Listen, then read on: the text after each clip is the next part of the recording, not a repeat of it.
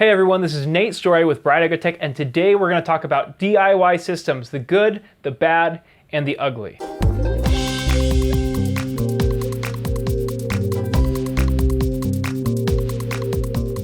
So to start off, we have to say we've always been DIY. From day one, we built our own systems. We may have used components from here or there or some other place, but we were always building our own systems.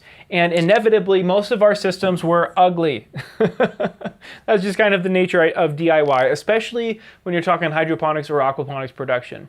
It's always kind of scrapped together. That's just the nature of things. But you can still have really great systems that are really productive and work really well, even if they're not always the prettiest things to look at. However, DIY systems are not always appropriate, and that's what we wanted to talk about today.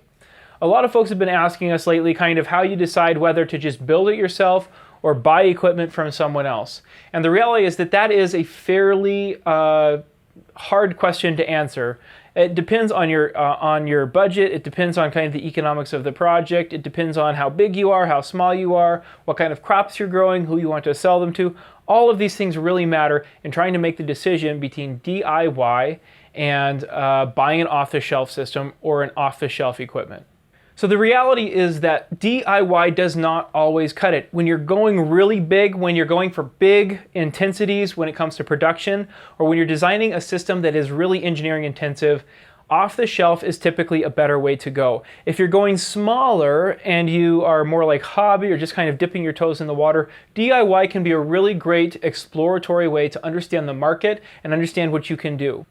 So it's a bit of a gray area, that transition from DIY to commercial. So with our systems, when we first started building systems, we were all DIY. But as we grew bigger and bigger and bigger, and we struggled and got frustrated with fixing this all the time or dealing with that all the time, it evolved into commercial equipment. Well, the thing with commercial equipment is it is inherently hard to build at a big scale. That's all there is to it, which is why, like here at Bright Agrotech, we have fabrication shops all over the US that do welding and powder coating and do all of the work necessary to build our commercial equipment. Doing that at a single sample size, so with one single farm, can be really, really hard and oftentimes cost prohibitive. So there is certainly a point where it makes more economic sense to buy an expensive system, or what seems like an expensive system, off the shelf rather than continue with DIY. Think of it this way. You can have a system with high CapEx and low OpEx, so high initial cost but low operating expense. Or you can have a system that is lower capital expense and higher operating expense in the long run. It's almost always a better route to go if you're going for scale and commercial production, to go with high capital expenses and minimize your operating costs in the long run, which weights most commercial growers towards off-the-shelf equipment. So an example of operating expenses with DIY is, with DIY systems, oftentimes they're scrapped together. So you're taking something that's not necessarily meant for that purpose, and you are modifying it in a way that makes it appropriate for that purpose. Well, that's great, that's awesome, it's thrifty, but oftentimes it comes with all sorts of complications and unforeseen consequences. Those unforeseen consequences are often things like drips, mechanical failures, problems with the plumbing, issues with plant roots, clogging things, engineering issues, you name it. In the long run, those things add up, and they're not only frustrating, which causes more people to drop out of farming, but they're also very time and money intensive when it comes to fixing them. We have made the switch from DIY to commercial equipment with a few different things.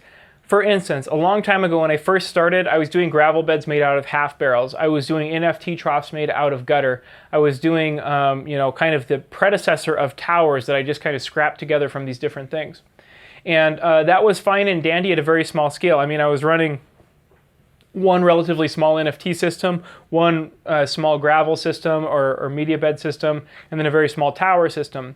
However, when I went from 16 towers, which I could manage no problem, to 300 towers, it changes the dynamics a lot. Not only do you not want to just sit down and grind through and make 300 of these things, but you also kind of want consistency in how everything happens.